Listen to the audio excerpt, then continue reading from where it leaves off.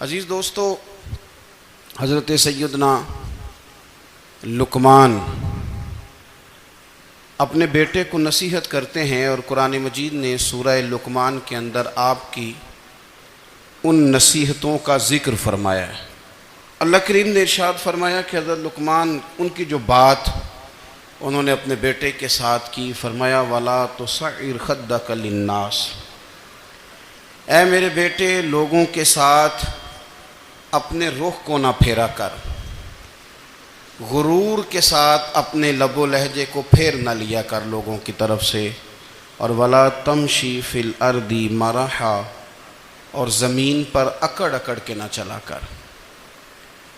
تکبر کے ساتھ اپنے لب و لہجے کو لوگوں سے پھیر نہ لیا کر اور زمین پر اکڑ کے بھی نہ چلا کر۔ جناب لقمان اپنے بیٹے کو نصیحت فرما رہے ہیں اور اللہ نے اس کا ذکر قرآن مجید میں فرمایا ہے۔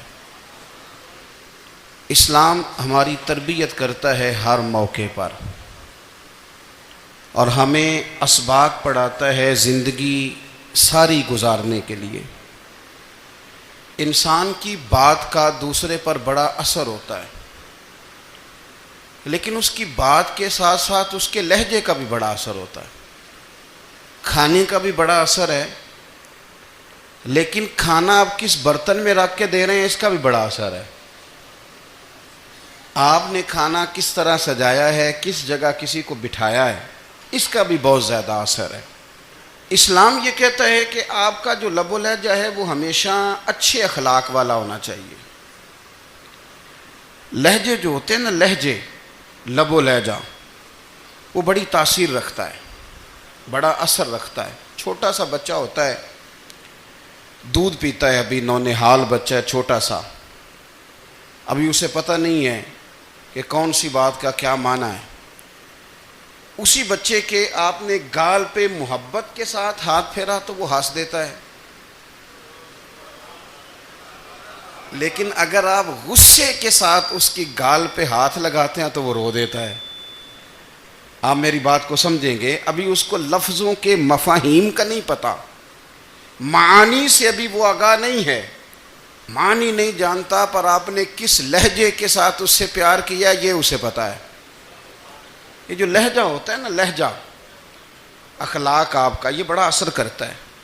آپ نے گفتگو کی، لیکن اس گفتگو میں آپ کا انداز کیا تھا، لب و لہجہ کیا تھا۔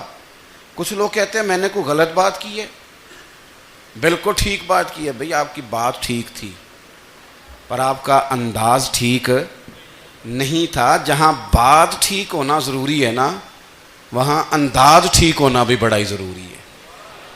آپ کے لہجے کا خوبصورت ہونا اور آپ کے لفظوں کا حسین ہونا بھی بڑا ہی ضروری ہے۔ اگر آپ تھوڑا سا معاشرے میں غور کریں تو کچھ لوگ ایسے ہیں جو طبعاً ہی بیچارے دنیا میں آئے ہی شکوہ کرنے کے لیے، ان کے لہجے سے نہ ترش روئی برستی ہے، تلخی ہے۔ وہ جی میں فلاں آدمی کے پاس گیا تو اس نے میری بات نہیں سنی، فلاں شخص سے میری ملاقات ہوئی، میں نے وقت گزارا پر وہ بندہ ٹھیک نہیں نکلا، فلاں کے ساتھ میں آگے بڑھنا چاہ رہا تھا پر میرے معاملات چل نہیں سکے۔ تو بھئی آپ دوسروں کو ناپتے اور تولتے رہے، آپ کو یہ دیکھ لینا چاہیے تھا کہ آپ کا انداز فکر ہی کہیں غلط نہ ہو۔ لہجے، اخلاق، یہ آپ کے لفظوں سے بھی زیادہ اثر بعض اوقات رکھتے ہیں۔ کسی نے کہا تھا کہ میرے لہجے میں غرور آیا تھا، اس کو حق تھا کہ شکایت کرتا تھا، میرے لہجے میں کچھ ایسا کہ جس پہ وہ بیچارہ پریشان ہو گیا، اب اس کا حق بنتا تھا وہ اس پہ شکایت کرتا۔ تو میرے عزیز، آپ بات کو یاد رکھیں گے کہ جو اخلاق ہے، آپ کا جو اخلاق ہے، جو آپ کا کردار ہے، وہ اپنی ایک خوبصورتی رکھتا ہے۔ اس لیے میرے نبی پاک صلی اللہ تعالیٰ علیہ وآلہ وسلم نے فرمایا تم میں کامل مومن وہ ہے جس کا اخلاق زیادہ اچھا ہے۔ جو کہانیاں زیادہ سناتا ہے وہ نہیں، جو اپنی خدمات زیادہ بتاتا ہے وہ نہیں، جو باقی سب کی نفی کر کے کہتا ہے کہ دنیا میں کوئی بندہ ٹھیک نہیں، صرف میں ٹھیک ہوں، وہ والا بندہ نہیں، بلکہ فرمایا جس بندے کا اخلاق زیادہ اچھا ہے۔ اخلاق دیکھیں، یہ جو آپ کا لہجہ ہوتا ہے نا، یہ بہت زیادہ اثرات مرتب کرتا ہے آپ کے گھر پہ بھی باہر بھی. آپ اگر اپنی گفتگو میں باڈی لینگویج کو تھوڑا سا اچھا رکھیں. کچھ لوگ ایسے ہوتے ہیں جو بات بڑی صحیح کرتے ہیں پر کچھ زیادہ ہی باتیں کرتے ہیں, تو وہ زیادہ باتیں کرنے کی وجہ سے ان کی جو صحیح باتیں ہوتی ہیں ان کا بھی وزن خراب ہو جاتا ہے, کیونکہ وہ زیادہ باتیں کرتے ہیں, ہر وقت بولتے ہیں, ہر وقت بات کرتے ہیں. تو جب وہ ٹھیک بات بھی کر رہے ہوں تب بھی ان کی بات کا لوگ اثر قبول نہیں کرتے.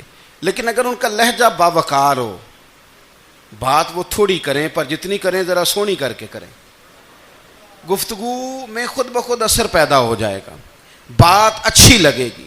اخلاقی رویے اگر لوگوں کے زیادہ اچھے ہو جائیں, ایک تو مسکرانے کا بل کوئی نہیں آتا, اس کے پیسے کوئی نہیں لگتے, اور یہ بھی شکر ہے ابھی تک اس پر ٹیکس بھی کوئی نہیں, یہ بھی مقام تشکر ہے.